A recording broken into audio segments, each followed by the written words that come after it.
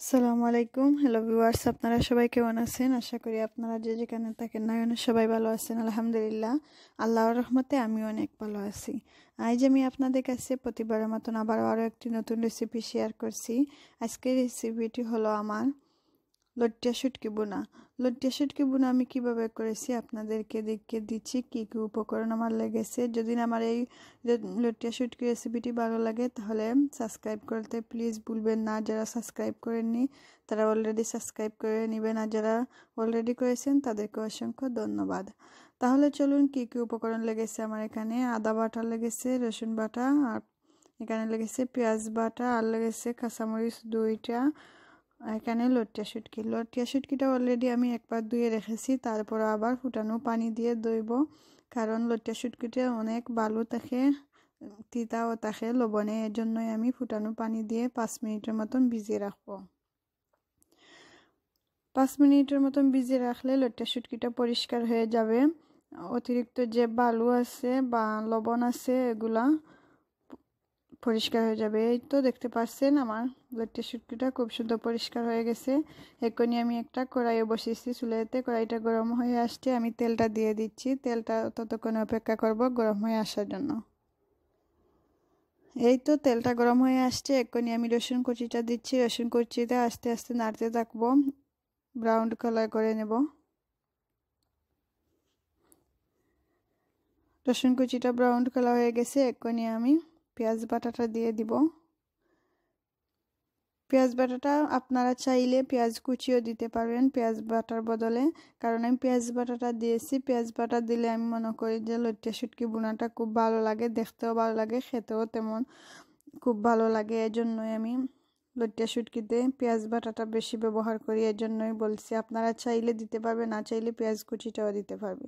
এখানে আমি 1 চা চামচ লবণও দিয়েছি। লবণটা দিয়ে আমি 3 মিনিটের মতন ঢাকনা দিয়ে ডেকে রাখবো। লবণটা আগে দিয়েছি কারণ আমার পেঁয়াজটা তাড়াতাড়ি সিদ্ধ হয়ে আসবো, এর জন্যই।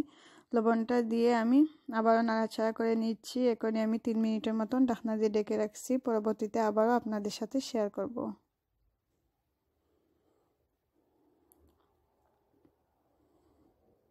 এই তো 3 মিনিট পর আপনাদের সাথে আবারও শেয়ার করলাম। এখনই আমি আদা বাটাটা দিয়ে দিব। আদা বাটাটা দেওয়ার পর আমি আবারও ভালোভাবে নাড়াচাড়া করে নেব, যাতে সবগুলো মশলা একসাথে অ্যাড হয়।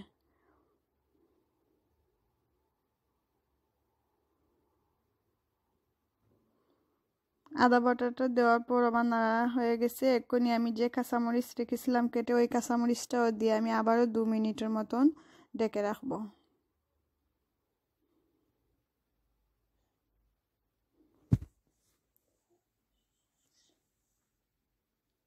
এই তো কাঁচামরিচ দেওয়া হয়ে গেছে আমার, আবারও নাড়াচাড়া করে নিব।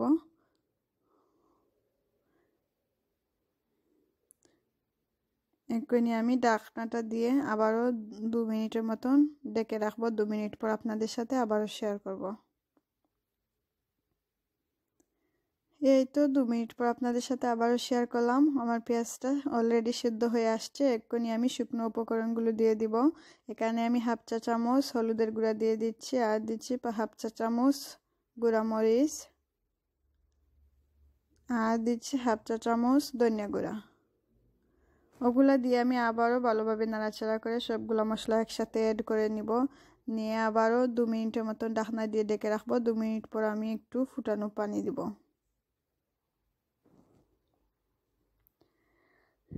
এই তো 2 মিনিট পর আপনাদের সাথে আবারও শেয়ার করলাম। এক্ষুনি আমি যে ফুটানো পানি রেখেছি ফুটিয়ে, ওগুলো একটু পানি দিব, তেমন কিছু দিব না, একটু দিয়েছি।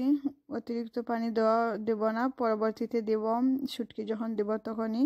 এখনও একটু পানি দিয়েছি যাতে আমার মশলাটা পুড়ে না যায়, এজন্যই আমি একটু পানি দিয়ে আবারও 2 মিনিটের মতন ঢাকনা দিয়ে ডেকে রাখবো। 2 মিনিট পর ফিরে এলাম। এক্ষুনি আমার শুটকিটা দিতে হবে। লট্টিয়া শুটকি যে আমি ধুয়ে রেখেছি ওগুলা দিয়ে দিব। লট্টিয়া শুটকিটা দেওয়ার পর আবারও 3 মিনিটের মতন ঢাকনা দিয়ে ডেকে রাখবো।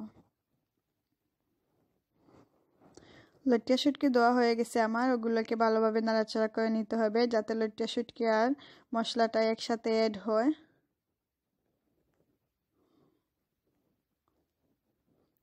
এক্ষুনি আমি ভালোভাবে নাড়াচাড়া করে নিব। পরবর্তীতে তেমন একটা নাড়াচাড়া করব না, লইট্টা শুটকিটা ভেঙে যাবে, এজন্যই গুঁড়া গুঁড়া হয়ে যাবে ভেঙে।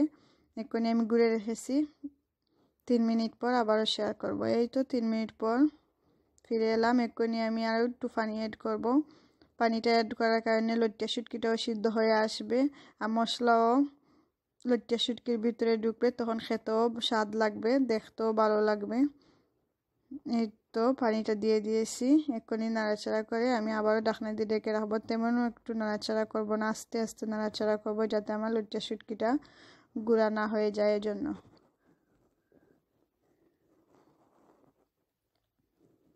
3 মিনিট পর আমি এক্ষুনি আস্ত একটা কাঁচামরিচ দিব।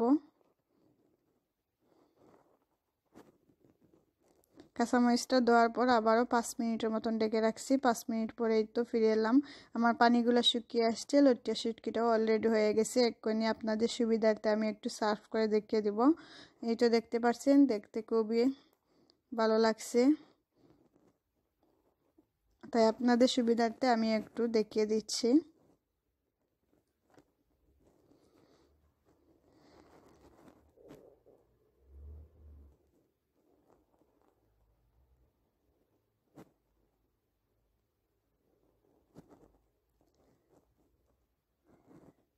এই তো দেখতে পারছেন আমার আজকের রেসিপিটা যদি আমার ভালো লাগে তাহলে লাইক, কমেন্ট ও শেয়ার করতে ভুলবেন না। এই তো আমার লইট্টা শুটকি বোনা হয়ে গেছে।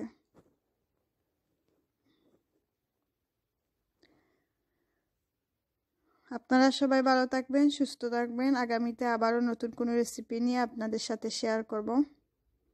আর যদি এভাবে লইট্টা শুটকিটা আমার রেসিপিটা ফলো করে এভাবে লইট্টা শুটকি বুনেন, তাহলে যদি ভালো লাগে লাইক, কমেন্ট আমাকে শেয়ার করবেন।